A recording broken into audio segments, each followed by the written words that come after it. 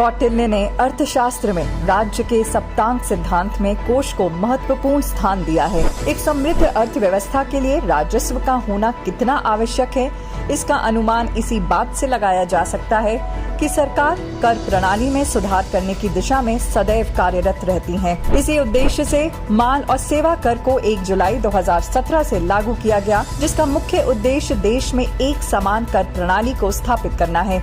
माल और सेवा कर एक अप्रत्यक्ष कर है और 101वें संविधान संशोधन अधिनियम 2016 द्वारा अनुच्छेद 279A में बदलाव कर इसकी शुरुआत हुई।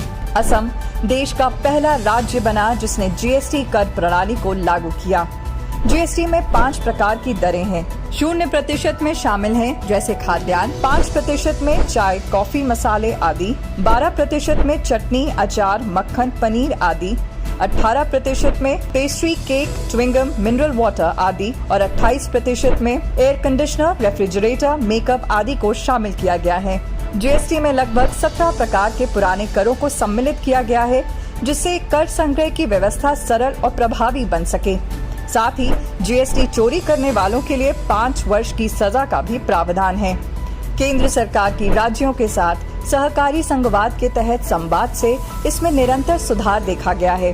अप्रैल 2022 में जीएसटी संग्रह का आंकड़ा 1.68 लाख करोड़ रुपए के उच्च स्तर पर पहुंच गया।